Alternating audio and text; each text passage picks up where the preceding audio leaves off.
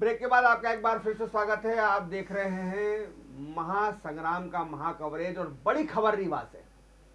रीवा नगर निगम के चुनावों में हालांकि महापौर पद पर कांग्रेस के प्रत्याशी आगे चल रहे हैं, लेकिन कांग्रेस के सांसद कद्दावर नेता राजमणि पटेल जो कांग्रेस के राज्यसभा सदस्य हैं, उनके बेटे चुनाव हार गए हैं पार्षद पद का। ये बड़ी खबर है। कांग्रेस के सांसद राजमणि पटेल पिछड़ा वर्ग के बड़े नेता माने जाते हैं, पिछड़ा वर्ग प्रकोष्ठ के अध्यक्ष भी हैं, आयोग के भी अध्यक्ष रहे हैं और मध्य प्रदेश कांग्रेस की पिछड़े वर्ग की राजनीति का बड़ा चेहरा है। उनके पटेल राजमणि पटेल के पुत्र रीवा से पार्षद का चुनाव हार गए हैं।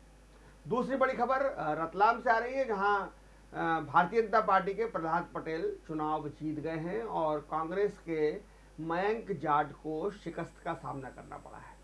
तीसरी बड़ी खबर कटनी से आ रही है, जहां भारतीय जनता पार्टी की बागी प्रत्याशी प्रीति सूरी भारतीय जनता पार्टी की प्रत्याशी श्रीमती दीक्षित से काफ़ी आगे चल रही हैं। लेकिन चौंकाने वाली खबर मुरैना और रीवा से है, जहां कांग्रेस के महापौर प्रत्याशी अब काफ़ी कंफर्टेबल बढ़त बना चुके हैं। नई पैनल मेरे साथ मौजूद है। युवा कांग्रेस के राष्ट्रीय प्रवक्ता जयेश गुरनानी, भारतीय जनता पार्टी के वरिष्ठ नेता उपाध्यक्ष नारायण पटेल साहब और वरिष्ठ पत्रकार नितिन मोहन शर्मा। एक नई पैनल के साथ हम चर्चा करेंगे मध्य प्रदेश की राजनीतिक समीकरणों पर, राजनीतिक सुझावों पर।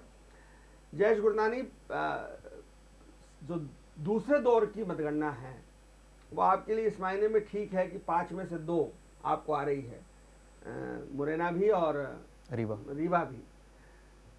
किस तरीके से इसको लेते हैं मुरैना और रीवा को, क्योंकि सिंधिया जी के जाने के बाद ये माना जा रहा था कि कांग्रेस वहाँ कमज़ोर हो गई चंबल संभाग में, लेकिन पहले ग्वालियर आपने मारा, फिर आपने रीवा मार दिया, फिर आपने मुरैना मार दिया। तो सिंधिया जी का जाना अच्छा रहा, फलीभूत हुआ कांग्रेस के लिए? देखिए, सिंधिया जी का जाना जो है एक गुटबाजी जो हमेशा कांग्रेस पार्टी के लिए एक श्राप की तरह थी, वो गुटबाजी का ख़त्म होना सिंधिया जी के जाने के बाद हुआ है। और आज अगर हम देख रहे हैं कि पूरे मध्य प्रदेश में कांग्रेस संगठित होकर के चुनाव लड़ रही है, तो वह इसी के कारण हो पाया है कि सिंधिया नाम की दीमक जो है अब हमने भारतीय जनता पार्टी के माथे कर दी है। मतलब ये आप मानते थे कि जो कांग्रेस में जो सारी गुटबाजी थी उसके लिए दिग्विजय सिंह जी, कमलनाथ जी, सज्जन वर्मा और पहले अर्जुन सिंह और शिवभानु सिंह सोलंकी, ये कोई जिम्मेदार नहीं थे, सिंधिया ही केवल गुटबाजी के लिए जिम्मेदार था। आप ये कहना चाह रहे हैं? देखिए, गुटबाजी को हमेशा नेगेटिव पर्सपेक्टिव में लिया जाता है। गुटबाजी एक कंपटीशन का पार्ट है। एक गुट अगर दिग्विजय जी का है, दूसरा गुट कमलनाथ जी का है, लोग इसे गुटबाजी को इस प्रकार से लेते हैं कि राजनीति में बहुत गलत चीज है, बल्कि मैं इसको बड़े पॉजिटिव पर्सपेक्टिव से लेता हूं। फिर सिंधिया जी की गुटबाजी को पॉजिटिव क्यों नहीं ले रहे हो आप? सिंधिया जी गुटबाजी के चलते यदि पार्टी की हानि हो रही है वो गलत है। गुटबाजी होना ठीक है, आप अपने कार्यकर्ताओं को आगे बढ़ाएं, प्रोत्साहित करें, जनता तक फायदे पहुंचाएं, यहां तक ठीक है। परंतु अपनी व्यक्तिगत महत्वाकांक्षा को पूर्ण करने के लिए यदि कांग्रेस पार्टी का कोई नेता कांग्रेस पार्टी को ही हानि पहुंचा रहा है वो गलत है। सिंधिया जी कितने सहमत हैं कि कांग्रेस की दीमक आपके वहां आ गई सिंधिया जी के रूप में? इनका कहना है कि इनका मरा हुआ सांप हमारे गले में इन्होंने डाल दिया, ऐसा नहीं है। मुरैना और ग्वालियर में कि मरा हुआ सांप आपके गले में डल गया है? नहीं डला है, क्योंकि वो दिग्विजय सिंह अभी भी वो मरा हुआ सांप इनके गले में ही है, जिसको कोई भी प्रत्याशी प्रचार करने के लिए नहीं बुला रहे हैं। तो भी जीत रहे हैं? नहीं जीत रहे हैं, लेकिन परिषद वहां भारतीय जनता पार्टी की बन रही है, सभापति भारतीय जनता पार्टी का बनेगा कि राज्य में हमारी सरकार है, तो निश्चित रूप से विकास हम ही करेंगे। नारायण पटेल साहब, छत्रपति शिवाजी जो बात कहते थे और जिसको भारतीय जनता पार्टी का हर कार्यकर्ता बहुत अच्छे से जानता है, पहचानता है, गढ़ आला सिंह गेला, आपकी परिषद बन गई है, लेकिन सिंह गेला, ग्वालियर में सिंह गेला है और अधिकतर नगर निगमों में भारतीय जनता पार्टी, देवास में आपके रतलाम में जीत ही गए, वो जीत देवास में भारतीय जनता, उसकी बधाई। मैं ग्वालियर के संदर्भ में आपसे पूछाता हूँ, ग्वालियर, मुरैना, विजयपुर सब जगह कांग्रेस जीती है, आरोन कांग्रेस जीती है। क्या सिंधिया के आने से नुकसान हुआ है, या एक सरकार बना लिया आपने दलबंधु विधायकों के जरिए, एक उसको छोड़ दें, तो ये चुनाव जो जनता की अदालत में गए उसमें लगता है आपको कि सिंधिया के आने का जो फायदा आपको मिलना चाहिए था वो नहीं हो पाया? अगर नुकसान होना होता तो जो 28 एमएलए का चुनाव, उपचुनाव हुए, उन चुनाव में ही हमको हो जाता। वो चुनाव में हमारी भारी बहुमत से जीत ये बताती है। और विशेषकर अब इंदौर का ही उदाहरण ले तो जो 2900 वोट से श्री तुलसीराम सिलावट जी जीते थे, वो 54,000 से जीते। ये बताता है कि महाराज के आने का फायदा भारतीय जनता पार्टी को कितना मिला है, उनका व्यक्तित्व है, उनका आप प्रभाव लोग है। भी सिंधिया को महाराज बोलने लग गए हैं। महाराज है भी सही वो, और उनको बोला भी जाता है, तो महाराज तो हैं वो, उसमें कोई वो नहीं। मैं तो बोलता हूँ, मैं तो जनरल बातचीत में बोलता हूँ, लेकिन हमारे नेता हैं और नहीं, उनका कांग्रेस भी सम्मान बोलते देना। थे, वहां तक तो पछता था। भाजपा के मुंह से महाराज सुनना थोड़ा अटपटा लगता है। भाई साहब, उनके एक जो भाई सम्मान साहब की बोलते हैं वो महाराज बोल रहे हैं, इससे ही पता चल रहा है कि दिमाग हमने इनके हवाले कर दी है। नितिन जी, मुरैना और ग्वालियर को किस तरह से लेते हैं? एक निष्पक्ष विश्लेषण, ये दोनों तो पार्टी की सीमाओं में बंधे हुए हैं। मेरा ऐसा मानना है कि ज्योतिरादित्य सिंधिया ने जो सदमा कांग्रेस को दिया था, जो घात प्रतिघात की जो राजनीति शुरू हुई थी, उससे अभी तक कांग्रेस के शीर्ष नेतृत्व जो प्रदेश का है वो उभरा नहीं है। वो उसको एक दुश्मनी के रूप में ही देख रहा है। और मुझे इसमें जो ग्वालियर और चंबल बेल्ट के जो परिणाम आ रहे हैं, इसमें मुझे लग रहा है कि कांग्रेस के उस पीड़ा को, उस आक्रोश को भाजपा का भी एक तबके का साथ मिल रहा है, जिसकी राजनीति ग्वालियर चंबल संभाग से जुड़ी हुई है। और मुझे इसमें ऐसा लगता है कि ये अंदर खाने में कहीं ना कहीं ये तय हुआ है कि इसके पहले भी देखा है ग्वालियर वाले चुनाव में कि कहीं ना कहीं ये तय हुआ कि सिंधिया को एक आईना दिखाया जाए, उनके कद को नापा जाए। और क्योंकि बिगर इस तरीके से गठजोड़ के मुझे नहीं लगता कि ग्वालियर चंबल संभाग में इस तरीके के परिणाम आ जाए। मुन्ना भैया का गढ़ है मुरैना। पटेल साहब से अपने को एक प्रतिक्रिया लेना पड़ेगी इस मुद्दे पे। नितिन जी कह रहे हैं कि भाजपा में अंदर अंदर ये तय हो गया कि सिंधिया जी को जरा उनका कद का एहसास कराया जाए। निश्चित रूप से भारतीय जनता पार्टी का संगठन चुनाव लड़ता है, और ये आप भी बेहतर समझते हैं, शर्मा जी भी समझते हैं कि व्यक्ति गौण होता है भारतीय जनता पार्टी में, संगठन लड़ता है। और ऐसी कोई नीति या ऐसी कोई रणनीति भारतीय जनता पार्टी कभी भी नहीं अपनाती। उसको संगठन को जवाब देना पड़ता है और संगठन को अपनी जवाबदारी तय करना पड़ती है।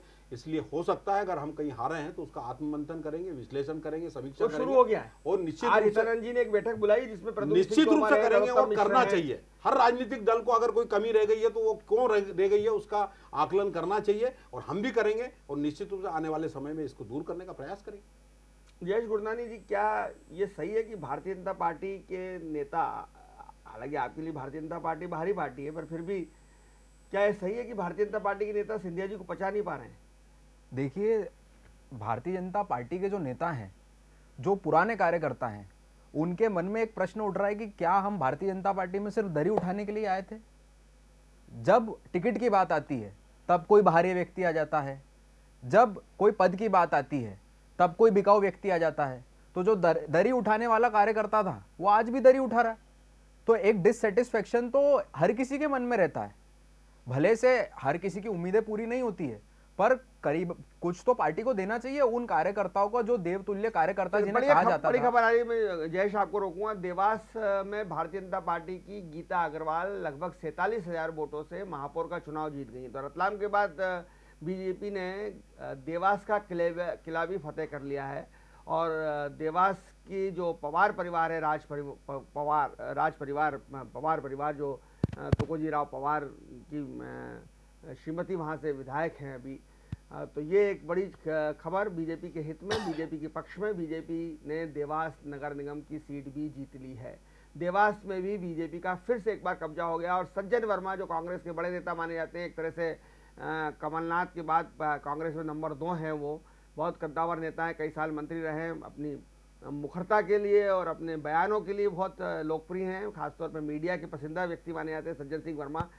उन्हें को भी ये झटका लगा है। हालांकि उन्होंने टिकट घोषित होते ही एक टेलीफोनिक चर्चा में एक कार्यकर्ता को कहा था कि बाकी सारी जो बातें उन्होंने कही थी उसको तो मैं टीवी पर दोहरा नहीं सकता, लेकिन उसका लब्बोलुआब ये था कि टिकट तेरे बाप दिग्विजय सिंह ने दिलवाया है। ये एक वाक्य था आखिरी। जयेश गुरनानी, सज्जन वर्मा को कितना धक्का लगा है देवास की हार पर? देखिए, सज्जन सिंह वर्मा जी वहाँ के प्रभारी हैं, तो सामान्य सी बात है, भले से टिकट उनका नहीं हो या किसी और व्यक्ति की अनुशंसा पर टिकट मिला हो, परंतु प्रभारी के तौर पर सज्जन सिंह वर्मा को जरूर इस बात का दुख होगा कि देवास जो है उनके हाथ से। सज्जन सिंह वर्मा ने कोशिश ही नहीं करी। दिग्विजय सिंह को उम्मीदवार को सज्जन सिंह वर्मा कैसे जितवा सकते हैं? सब जानते हैं दिग्विजय सिंह में और सज्जन सिंह वर्मा में अदावत है, सब जानते हैं। आपकी ये गुटबाजी जिसको आप कह रहे थे कि प्रतिस्पर्धा में होना चाहिए, वो दिग्विजय सिंह और सज्जन वर्मा की गुटबाजी है देवास में। देखिए, गुटबाजी वहां तक रहती है जब तक टिकट की लड़ाई होती है। अरे वाह, ये तो भाजपा का संवाद है। नहीं, जब तक टिकट की लड़ाई होती है तब तक जरूर हर कोई चाहता है कि उसके कार्यकर्ता को टिकट मिले, उसका कार्यकर्ता आगे, पर जब टिकट मिल जाती है एक बार तो कोशिश यही रहती है पार्टी की कि अब समन्वय बनाकर जिस प्रत्याशी को चिन्ह मिला है उसके लिए काम किया जाए। तो सज्जन सिंह वर्मा जी ने पूरी मेहनत करी, क्योंकि आज जो आपका सवाल है कि सज्जन सिंह वर्मा जी को धक्का क्यों लगा, ये उन्हें उस दिन भी पता था कि अगर देवास हार गए तो सवाल मुझसे पूछे जाएंगे। तो मेहनत उन्होंने करी है, इसमें कोई दो राय नहीं। तो मेहनत करी, परंतु परिणाम जो है अनुकूल नहीं आ सके, प्रतिकूल आए हैं। तो इस पर समीक्षा की जाएगी और कोशिश की जाएगी कि देवास में वापस से जब 2023 के चुनाव हो तो कांग्रेस पार्टी को वहां पर मजबूती प्रदान की जाए। चंद्रप्रभाष शेखर के बाद से देवास कभी भी भाजपा ही जीतती रही, कांग्रेस कभी जीत नहीं पाई। 98 की कुछ बात रही होगी जब चंद्रप्रभाष शेखर चुनाव जीते। नारायण पटेल साहब, ये जो देवास की जीत हुई है, वहाँ दिग्विजय सिंह खेमा, सज्जन वर्मा खेमा, कमलनाथ, दिग्विजय सिंह गुटबाजी बहुत ज़्यादा है, और सज्जन वर्मा देवास लोकसभा भी लड़ते रहे हैं, आस्था से चुनाव लड़ना चाहते हैं, सोनकत से वो चुनाव जीतते रहे हैं। क्या सज्जन वर्मा की पॉलिटिक्स पे फर्क पड़ेगा इस जीत से? निश्चित रूप से पड़ेगा, क्योंकि सोनकच्छ उनका जिस विधानसभा में आते हैं वो सोनकच्छ भी कांग्रेस आ रही है, टोंक भी कांग्रेस आ रही है, भोरासा भी कांग्रेस आ रही है, और आस्था भी हारी है, और देवास भी 47,000 वोट से हारी है, भारी बहुमत से हारी है। और हमारे पार्षद प्रत्याशी भी 25 प्रत्याशी जीते हैं वहाँ। मतलब भारी बहुमत से जीत ये इंगित करती है कि अब सज्जन सिंह वर्मा का वहाँ खेल खत्म हो चुका है। और जहाँ से दिग्विजय सिंह की उनकी गुटबाजी का सवाल है, पिछले दिनों उनका एक वीडियो वायरल हुआ था, ऑडियो वायरल हुआ था, ऑडियो उसमें वो दिग्विजय सिंह के बारे में जो शब्दों की मैं भी नहीं बोल सकता, उन शब्दों का उच्चारण कर रहे थे। एक नेता और उमंग सिंगार है, उन्होंने उनका चरित्र चित्रण किया था दिग्विजय सिंह का। तो गुटबाजी की पराकाष्ठा और दुखबाजी का अभिशाप जो इनके गले में अभी तक पड़ा है, वो जब तक नहीं निकलेगा कांग्रेस का उद्धार नहीं हो सकता। इसमें सबसे बड़ा योगदान दिग्विजय सिंह का है कांग्रेस को गर्त में ले जाने की। प्रीतम मोहन जी, जिस तरह से सज्जन वर्मा हमारे मालवा निमाड़ क्षेत्र के बड़े कद्दावर नेता हैं कांग्रेस के, कमलनाथ जी के बहुत ही नज़दीकी हैं, और ये माना जाना चाहिए कि कमलनाथ के बाद अगर पार्टी में, कांग्रेस पार्टी में कोई नंबर 2 है तो वो निश्चित रूप से सज्जन वर्मा है, वही तय करते हैं, रणनीति बनाते हैं। ये हार बता रहे हैं कि टोंक में हार गए, आस्था में हार गए, सोनकच्छ में हार गए, नेवरी में हार गए, बोरासा में हार गए। तो ये कहीं ना कहीं पूरा देवास जिला जिस तरह से भारतीय जनता पार्टी खाते में गया है, सज्जन वर्मा की राजनीति अब क्या कहेगी? वो अपने लड़के को लॉन्च करना चाहते हैं, पवन को। सज्जन भाई जमीनी नेता हैं, लंबे समय से उनका एक जनाधार, अलग अलग जगहों पे जाके चुनाव लड़ना जीतना, चूंकि ये एक केवल देवास से संदर्भ में बात की जाए तो ये तात्कालिक रूप से जरूर उनके खाते में नुकसानदेह रहेगा। लेकिन मेरा ऐसा मानना है कि सज्जन वर्मा लगातार इसमें के कई बार हार के और इस प्रकार के परिणाम सामने झेल चुके हैं, लेकिन वे अपनी राजनीति में बने रहते हैं। उसका कारण केवल एक है कि वे जिस भी विधानसभा क्षेत्र या संसदीय क्षेत्र में सक्रिय रहते हैं वहाँ उनका जमीनी संपर्क एक बड़ी खबर आ रही है खुरई से, जहाँ से भूपेंद्र सिंह प्रतिनिधित्व करते हैं। वहाँ की 3 नगर परिषदों में के 45 वार्डों में कांग्रेस का खाता भी नहीं खुला है। 45 के 45 वार्डों में ही बीजेपी का कब्जा हो गया है। खुरई जो बुंदेलखंड सागर जिले का एक विधानसभा क्षेत्र है, जहाँ का प्रतिनिधित्व भूपेंद्र सिंह नगरीय प्रशासन मंत्री करते हैं, उनके लिए बड़ी खबर है कि वहाँ के सभी वार्ड पर भारतीय जनता पार्टी जीत गई है। और बुंदेलखंड में, सागर में भी 4 पार्षद ही जीते थे भाजपा कांग्रेस के, वहाँ हार बीजेपी को बहुत बड़ी जीत मिली थी। और हटा में जरूर कांग्रेस ने थोड़ा अच्छा किया है, लेकिन गोपाल भार्गव के विधानसभा क्षेत्र रैली में भारतीय जनता पार्टी भारी पड़ी थी। और गोविंद सिंह राजपूत का जो क्षेत्र है, विधानसभा क्षेत्र है सुर्खी, वहाँ भी भारतीय जनता पार्टी भारी पड़ी है। तो एक तरह से माना जाए कि सागर संभाग में दमोह को अगर छोड़ दिया जाए तो लगभग बुंदेलखंड में कांग्रेस के लिए नुकसान होता हुआ दिखाई दे रहा है। जयेश गुरनानी, आप सज्जन वर्मा की बात कर रहे थे। और फिर कांग्रेस के पास में दलित और पिछड़ी राजनीति का एक वो भद्र चेहरा है, अध्ययनशील राजनेता है, और मुद्दे आधारित बात पे जो उनकी आक्रामकता भारतीय जनता पार्टी सरकार और उनके नेताओं के प्रति रहती है, तो वो अपनी एक अलग पहचान रखते हैं। और ये हार से वो सबक लेंगे जिस प्रकार, हालांकि मेरा एक व्यक्तिगत मत है कि दिग्विजय सिंह और सज्जन वर्मा के बीच में जिस प्रकार का संघर्ष है, उसको पार्टी को कहीं ना कहीं उसको समाप्त करवाना चाहिए जरूर। उसको भाजपा कांग्रेस के लिए बहुत फायदे की बात है। सांप और नेवले की लड़ाई कभी समाप्त हुई नहीं होना चाहिए, क्योंकि अब पार्टी अपने अस्तित्व के लिए संघर्ष कर रही है। ये जो छिटपुट नगरीय निकाय के चुनाव की ये जो जीत है, ये कोई कांग्रेस के लिए ये भारतीय जनता पार्टी के अंदर जो चल रहा है अंतर्विरोध, वो भी कहीं ना कहीं योगदान है। ये जो प्रचंड जो कांग्रेस जीत पे खुश हो रही है, ये भाजपा की प्रदेश राजनीति में जो उथल पुथल है अंदरूनी, उसके भी कहीं ना कहीं उनको लाभ मिल रहे हैं। तो ये स्थायी कांग्रेस के लिए भले की बात नहीं है। जयेश गुरनानी, इस पे आपका जवाब चाहूंगा। नीतीश शर्मा का ये कहना है कि आपको जो थोड़ी बहुत ज्यादा सफलता मिली 2015 की तुलना में, वो इसलिए मिली कि बीजेपी के अंदर लफड़े बहुत हैं, अंदर झगड़े बहुत हैं, अंदर विवाद बहुत है। गुटबाजी, जिसको बीजेपी गुटबाजी को गुटबाजी कहते हैं, और आपकी गुटबाजी जो स्वस्थ प्रतिस्पर्धा है उसको भी मैं अगर मैं मान लूँ, तो ये बीजेपी की जो तथाकथित गुटबाजी है उसका लाभ आपको मिल रहा है। यानी आपकी खुद की मेहनत या आपके खुद का संगठन कुछ भी नहीं, आपका संगठन आज भी जीरो है।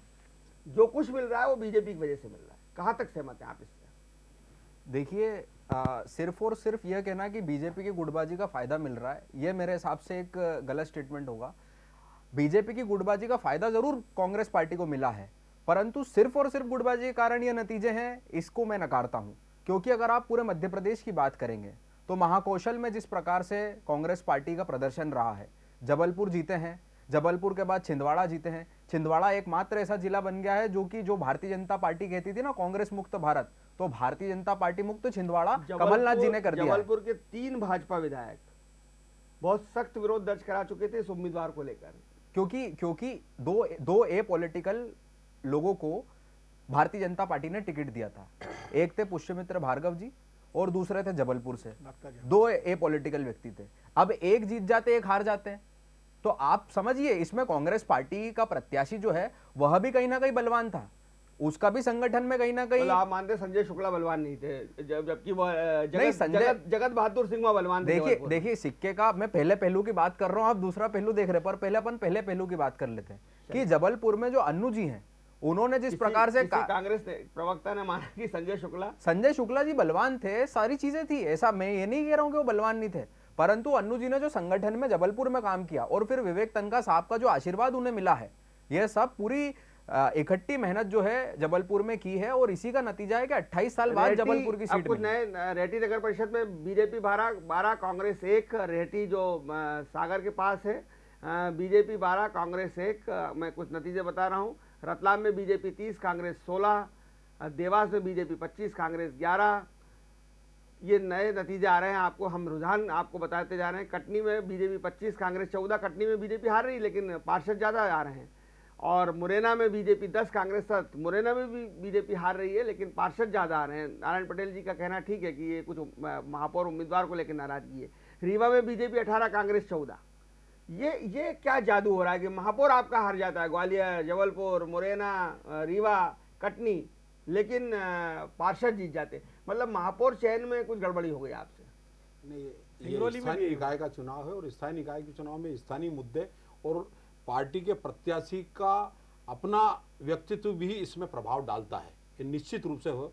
और अब प्रत्याशी अगर वहाँ ऐसा है कि प्रत्याशी के प्रति कोई नाराजगी है और उसके कारण हार रहे हैं, तो इसकी समीक्षा होगी, पार्टी अपने स्तर पर हमारा प्रदेश संगठन करेगा। जयेश कह रहे थे कि नॉन पॉलिटिकल उम्मीदवार आपकी पार्टी ने दिए हैं, और एक कहीं ना कहीं आपके बड़े नेता भी व्यक्तिगत चर्चाओं में ये मानते थे कि भाई नॉन पॉलिटिकल उम्मीदवार देना हमको नुकसानदायक साबित हुआ। जबलपुर में भी और इंदौर में भी जो आपकी जीत छोटी रह गई 134 की, 249 से आप जीते थे मालनी गोड़ के समय में, तो क्या नॉन पॉलिटिकल उम्मीदवार देना जो हुआ उसका नुकसान हुआ? एक आप बहुत लंबे समय से भारतीय जनता पार्टी में काम कर रहे हैं, इसलिए पूछ रहा हूँ मैं आपसे। भारतीय जनता पार्टी में निश्चित रूप से वो शामिल नहीं थे, लेकिन भारतीय जनता पार्टी की जो राष्ट्रीय स्वयंसेवक संघ वैचारिक संगठन जहाँ है हमारा, उसकी ही एक शाखा एबीवीपी में वो लंबे समय तक सक्रिय थे और उसमें काम कर रहे थे। उन्होंने पूर्णकालिक के रूप में जामदार जी जबलपुर वालों वो तो कहीं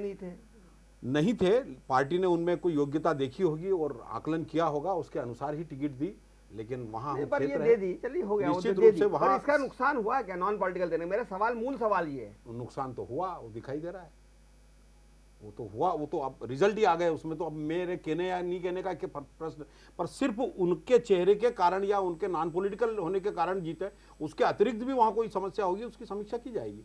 हो सकता है कोई दूसरे कारण भी हो, वो भी एक कारण हो। नसरुल्लागंज, बुधनी, रेहटी, रेहटी बुधनी विधानसभा में ही। जी, नसरुल्लागंज, बुधनी, रहटी, बेरसिया, यहाँ तो कांग्रेस के खाते नहीं खुले हैं। सुपड़ा साहब है, सुपड़ा साहब। आस्था तो कांग्रेस के लिए बड़ी चिंता का विषय। इछावर में बीजेपी 8 सीट पर है, कांग्रेस 4 सीट पर है।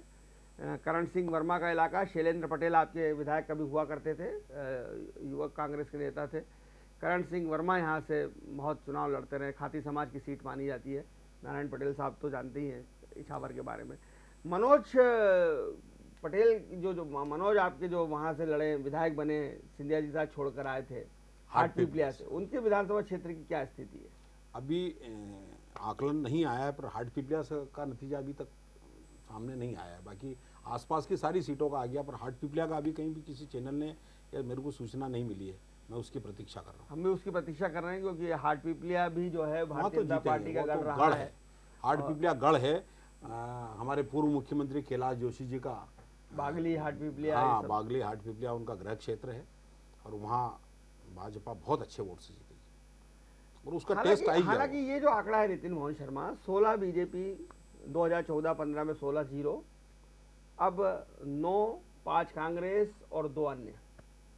बीजेपी के लिए आत्मचिंतन या बीजेपी को डेंट तो है, क्या शिवराज की लोकप्रियता में कमी आ रही है?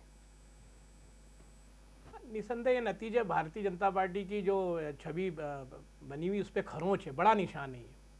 और ये भी स्वीकारा जाना चाहिए कि मुख्यमंत्री शिवराज सिंह चौहान के प्रति भी ये अब जो उनकी लोकप्रियता है उसमें ये कमी के संकेत हैं। और तीसरा, मैं इसमें इस तरीके से मानता हूँ कि जो जिस तरीके से यहाँ सरकार का गठन हुआ उस वक्त से ही कुछ ना कुछ भारतीय जनता पार्टी के एक बड़े धड़े के अंदर, मतलब जब कांग्रेस की जो सरकार चल रही थी और जिस तरीके से भारतीय जनता पार्टी ने उसको सरकार में अपनी एंट्री करी जिस भी माध्यम से, वह भी कहीं ना कहीं ये जो पूरे चुनाव के अंदर भारतीय जनता पार्टी के अंदर इसका भी कहीं ना कहीं वो असर दिख रहा है कि जो लोग बाहर से, जो कांग्रेस से आए लोग, उनकी कहीं ना कहीं दखलंदाजी और जिस तरीके से उनका पदों के और टिकटों को लेकर जो चल रहा है संघर्ष, तो भाजपा में जैसे इंदौर को ही देख लें, एक बड़े नेताओं में या स्थापित नेताओं में थोड़ा सा निरस्ता है, और वो इस चुनाव में देखने को मिल रही है। इंदौर में भी हमने देखा, ये इंदौर चूंकि भारतीय जनता पार्टी का गढ़ है, नहीं तो इंदौर का चुनाव कभी आज तक हमने नहीं देखा ऐसा चुनाव, इतना नीरस, इतना ठंडा, इतना सुस्त चुनाव भाजपा के स्तर पे। कांग्रेस बड़े आक्रामक तरीके से लड़ रही थी, लेकिन भारतीय जनता पार्टी में वो उत्साह नहीं था।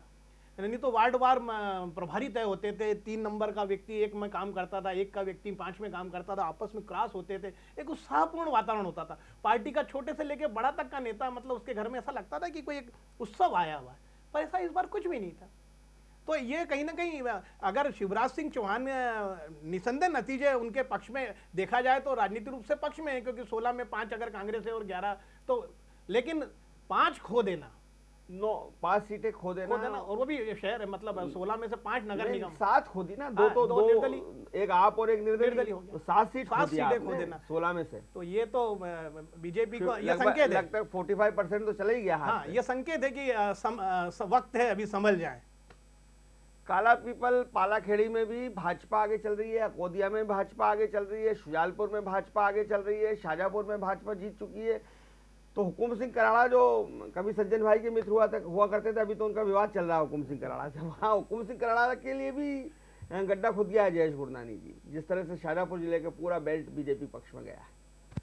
देखिए, कुछ नतीजे जो हैं, पोलायकला देखिए, पोलायकला भी बीजेपी जीत रही है। कुछ नतीजे जरूर कांग्रेस पार्टी के पक्ष में नहीं आए हैं, परंतु ओवरऑल पिक्चर मध्य प्रदेश की देखना बहुत जरूरी है, क्योंकि आज की ये जो चर्चा है, नगरीय निकाय चुनाव तो समाप्त हो गए, अब सबसे बड़ा प्रश्न चिन्ह है 2023 का प्रश्न चिन्ह जो है वह, उसका उत्तर जो है वह कांग्रेस पार्टी के पक्ष में आता हुआ दिख रहा है।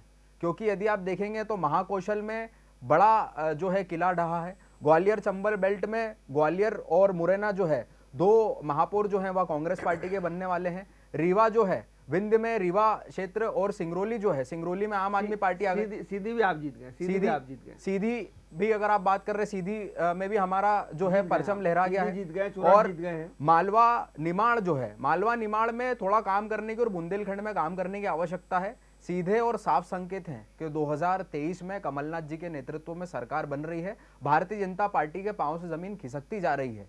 शिवराज सिंह चौहान का नेतृत्व जो है, भारतीय जनता पार्टी तो आप मतलब भारतीय जनता पार्टी एक्सेप्ट करने को तैयार नहीं है, जनता तो आप छोड़ दीजिए। तो इस प्रकार के जो हालात बन रहे हैं, कांग्रेस पार्टी को थोड़ी मेहनत करने की और आवश्यकता है। और मैं निश्चित रूप से आज ही इस चैनल पर एक घोषणा कर सकता हूं कि 2023 में कांग्रेस पार्टी की सरकार 110% बन रही है।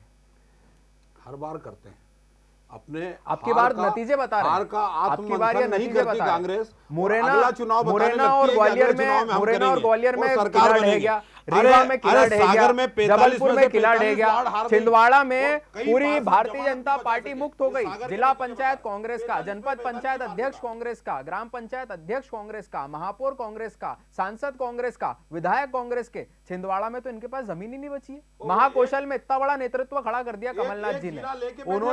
उन्होंने अपने जिले में प्रदर्शन करके ये बताया कि मैं जल्दी यह प्रदर्शन पूरे मध्य प्रदेश में करके बताने वाला हूं। अच्छा पटेल साहब, मैं आप चूंकि खाती समाज से आते हैं, खाती समाज की राजनीति में काला पीपल का बड़ा महत्व है। काला पीपल खाती बहुल सीट है, इछावर आप जीत रहे हैं, काला पीपल आप जीत रहे हैं, हाट पिपली आप जीत रहे हैं, इसलिए मैं राव आपने जीत लिया है, इसलिए मैं आपसे पूछ रहा, राव भी खाती बहुल इलाका है कि काला पीपल में पोलाय कला जो माखन सिंह जी का गृह गाँव है, जो आपके पुराने संगठन मंत्री हैं माखन सिंह जी, हमारे तो पारिवारिक हैं वो सदस्य हैं, तो माखन सिंह जी की सीट पर भी अभी 6-6 की बराबरी है पोलाय कला में, जो एक ज़माने में गढ़ हुआ करता था।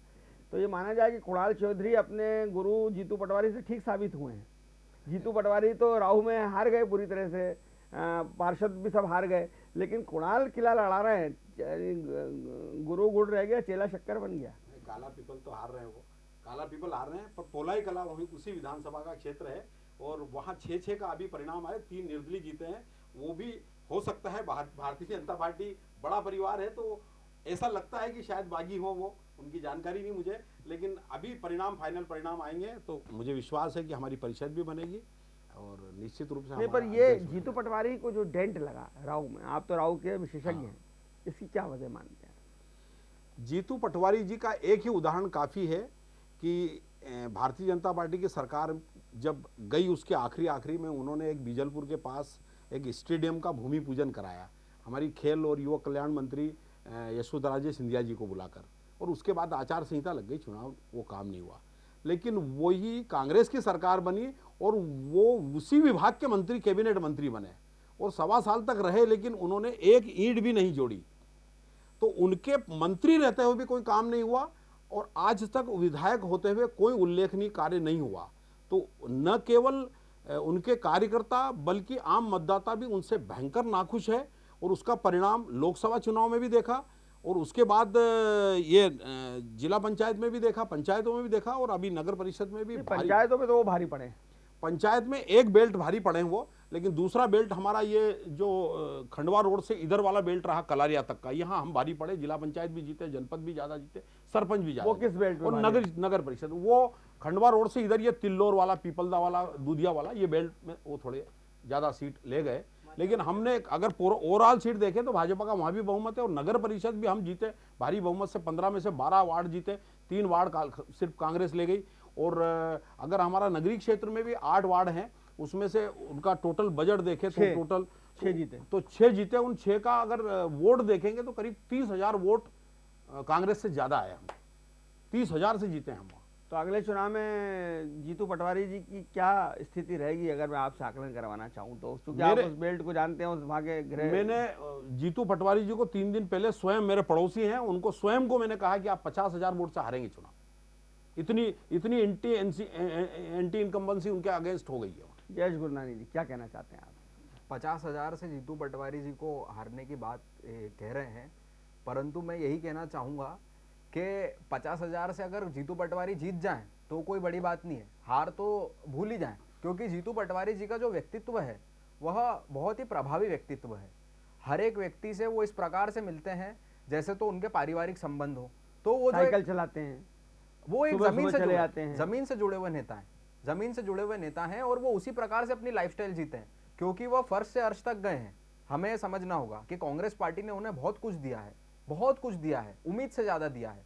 तो कांग्रेस पार्टी के लगभग कांग्रेस में उनकी गिनती राहुल गांधी के सेनापति के रूप में होती, लगभग दूसरे तीसरे नंबर पे है राहुल गांधी के बाद वो। और मेरा एक ही बात, टैलेंट हंट से चयन हुआ था उनका, जब वो प्रदेश टैलेंट हंट से चयन जी। उनके बारे में एक ही बात कहना है हमारे कांग्रेस के प्रवक्ता को कि आदरणीय कमलनाथ जी ने उनको अपना रिपोर्ट कार्ड दिखा दिया है, ये पब्लिश हो चुका है, अखबारों में आ चुका है, और उनको कहा कि आप मीडिया पद छोड़ें और अपनी विधानसभा पे ध्यान दें।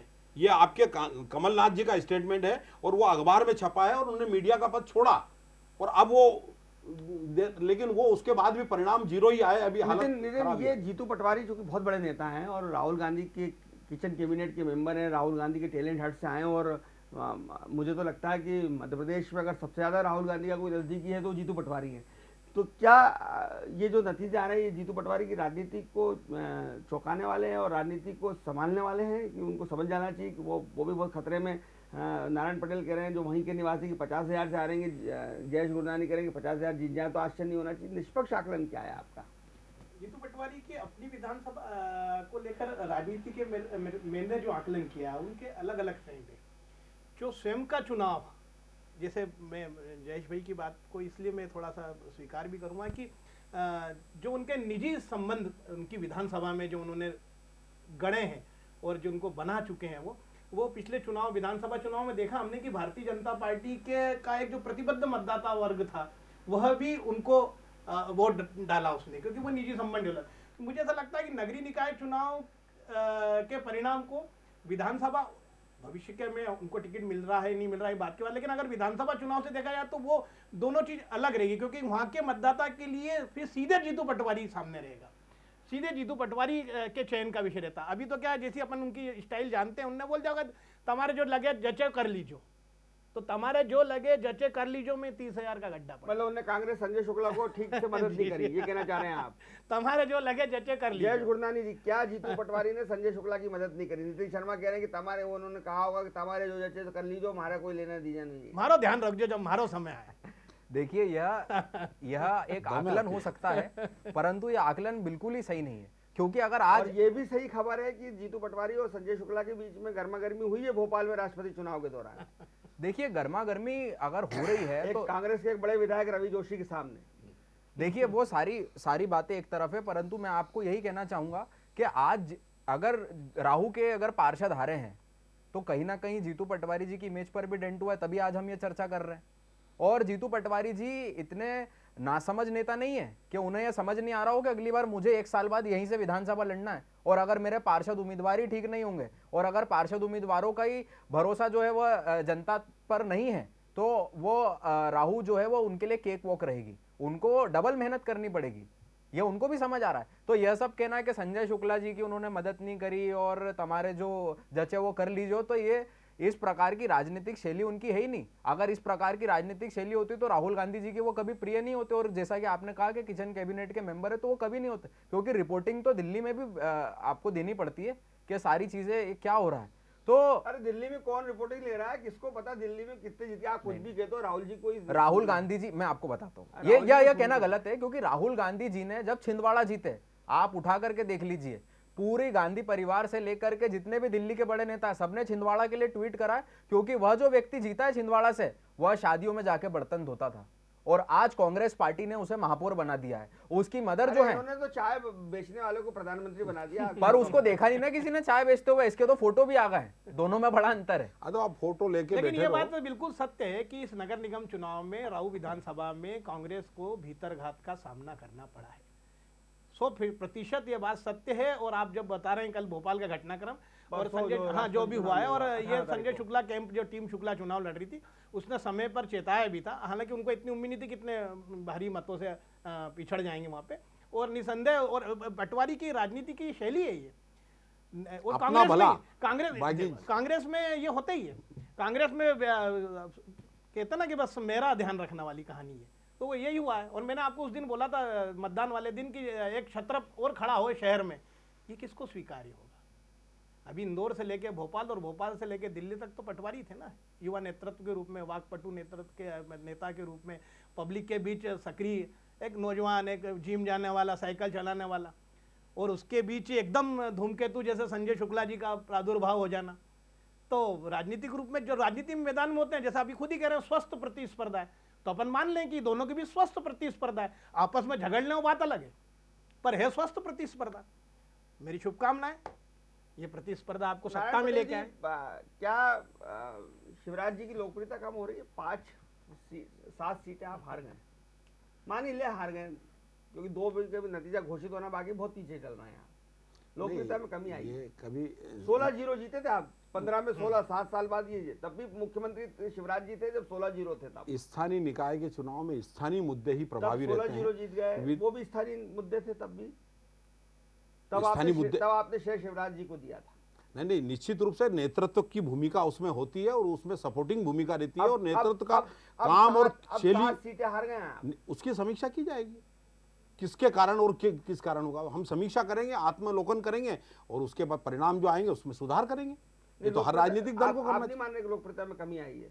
मैं नहीं मानता लोकप्रियता में कमी। लोगों को मुफ्त अनाज देने के बाद, इतनी केंद्र सरकार द्वारा इतनी कल्याणकारी योजनाएं चलाई जा रही, नरेंद्र मोदी मुफ्त में मकान, अगर लोकप्रियता में कमी है तो ये पार्षद भी नहीं आते। जहां कांग्रेस की परिषद मतलब महापौर प्रत्याशी जीत रहे हैं, वहां भी पार्षद हमारे जीत रहे हैं। आप तो मीठा मीठा गप, कड़वा कड़वा तू, जहाँ जीत जाते हो वहां की क्रेडिट आप खुद ले लेते हो, नेतृत्व आपका नेतृत्व ले लेता है, हार गए उसके लिए कहते हो समीक्षा करेंगे। समीक्षा भी करेंगे, क्यों नहीं, हार की समीक्षा होगी, जीत की समीक्षा थोड़ी होती है। हार क्या, अरे आप जब 16 में जीत गए, 16-0, जब 2015 में आपने 16-0 कर लिया, आज आप 9-7 हैं, कोई तो आप लोकप्रियता में कमी नहीं मान रहे? कोई उसकी लोकप्रियता में कमी, उनकी लोकप्रियता में नहीं कमी, पर उस किन किन फैक्टरों पर ये कारण बने हैं, उन फैक्टरों की समीक्षा होगी, समीक्षा के बाद ही बता पाएंगे। जयेश गुरनानी जी, 2 सवाल है। एक तो सवाल ये है कि क्या ये जो 5 सीटें जीतने के बाद आप घी पीकर रजाई ओढ़कर सो जाएंगे खुश, जैसा कि आप लोगों का स्वभाव है, आत्ममुग्ध हो जाना? कमलनाथ जी के पिछले 2-3 दिन के बयान थे कि देखिए कांग्रेस कितना अच्छा प्रदर्शन कर रही है, हमने 3 सीटें जीत ली हैं, 2 में हम कैसे हराए गए, उज्जैन बुरहानपुर वो भी हम जीते हुए हैं। उनने खुद को ही मान लिया कि 5 जीत गए हैं, और आत्ममुग्ध हो जाते हैं आप, आत्म प्रवंचना में आ जाते हैं, और फिर वापस आप चुनाव के थोड़े दिन पहले जागते हैं। और या आप इससे उत्साहित होकर 23 के लिए तैयारी करेंगे, दोनों में से क्या? देखिए, आपने जो कहा कि घी पी करके रजाई ओढ़ करके सो जाना, तो यह कांग्रेस पार्टी बिल्कुल नहीं करेगी, क्योंकि घी पीना अलग बात है, घी पीना अलग बात है, परंतु अभी महत्वपूर्ण है घी पचाना। तो अब घी पचाने पर ज्यादा ध्यान देगी, और घी पचाने के लिए ज्यादा मेहनत करनी पड़ती है। तो अब कांग्रेस पार्टी आपको जमीन पर दुगनी रफ्तार से दिखेगी। क्यों? क्योंकि अब मेरे जैसे कार्यकर्ता को भी एक उम्मीद है।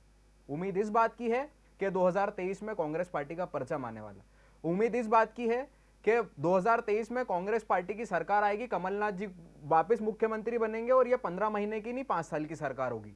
उम्मीद इस बात की है कि वापस से युवाओं के हितैषी, गरीबों की हितैषी सरकार आने वाली है, भ्रष्टाचारियों के विरोधी की सरकार आने वाली है। क्या बयान दिया कमलनाथ जी ने कि बुरहानपुर और उज्जैन तो हम ही जीत गए थे, आप मान ही लीजिए, अब आप जीते ही नहीं हैं। उज्जैन तो आप हारे ही हैं सीधे सीधे। बुरहानपुर में आप कह रहे हैं कि अगर ओवैसी नहीं होता तो हम जीत ही गए थे 240 वोटों से जो हम हारे हैं। तो कुल मिला के ये आत्म प्रमाद है, आत्म प्रवंचना है, आत्ममुग्धता है, ये है ना। आप सेल्फ ऑब्सेस एक मनोविज्ञान में बीमारी होती है।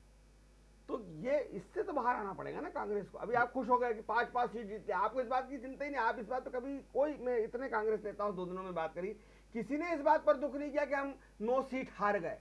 हर आदमी इस बात पे खुश है कि हम 5 जीत गए। वो 9 सीट हारने की बात नहीं कर रहा। अब कोई इंसान जो है 5 साल से भूखा है, उसको अगर 2 रोटी खाने को मिले तो 2 रोटी का जश्न मनाएगा ना। ये थोड़ी बोलेगा कि मेरे को 56 भोग खाने को नहीं मिला।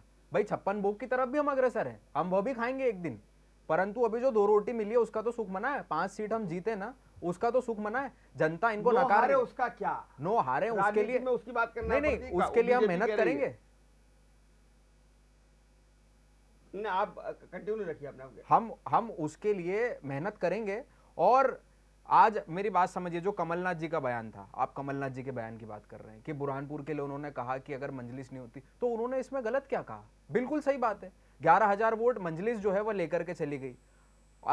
ओवैसी आते हैं और ओवैसी वहां पर भाषणबाजी करते हैं, और उसके कारण जो है वहां की राजनीतिक समीकरण बदल गए। ओवैसी आपकी बी टीम है, आपको फायदा दे रही है। बिल्कुल नहीं, बुरहानपुर आप उसके कारण नहीं जीते। मुस्लिम लीग बुरहानपुर आप उसके कारण जीते, ये तो मानेंगे ना। कारण तो राजनीति में कारण बहुत बार रणनीति ऐसी होती है कि कई कारण बनते हैं, लेकिन ओवैसी को हमारी बी टीम बताना मतलब बिल्कुल ही गलत है, बिल्कुल निंदनीय काम मैं समझता हूं इस बात को। वो मुस्लिम लीग का काम कर रहा है, वो देश विरोधी बात करता है, वो कट्टरपंथी और पीएफआई का समर्थन करता है। उस व्यक्ति से हमारी बी टीम का कोई लेना देना नहीं। निश्चित रूप से मोहन जी, किसका आदमी ओवैसी? ओवैसी के मैदान में रहने से तो परोक्ष रूप से भाजपा को सीधा फायदा मिलता है। इनके ही आदमी है ना। और अब ऐसे तो जो दूसरी पार्टी है, समाजवादी पार्टी, बीएसपी पार्टी, ये पार्टी कांग्रेस की भी टीम बता बहुत दें। धन्यवाद आप तीनों मेहमानों का। जयेश जी आपका, नारायण पटेल जी आपका, बहुत ही रोचक चर्चा हुई, बहुत ही आनंददायक मजेदार चर्चा हुई और बहुत सत्य के निकट चर्चा हुई। इसके लिए आप तीनों मेहमानों खासतौर पर धन्यवाद के पात्र हैं जिन्होंने सत्यता को स्वीकार करने की कोशिश की। केवल पार्टी के स्पोक्स पर्सन बनकर आप दोनों ने बात नहीं करी। आपको बहुत बहुत धन्यवाद, शुक्रिया। और डीजे न्यूज़ पे खबरों का सिलसिला जारी रहेगा। हम आपको नए रुझान बताएंगे, नए परिणाम आपको बताएंगे। हमारे 300 से ज़्यादा टीम इस वक्त चप्पे चप्पे पे तैनात है जो आपको 214 नगर निकायों की पल पल की खबर दे रही है। देखते रहिए डीजे न्यूज़। अब एक छोटा सा ब्रेक।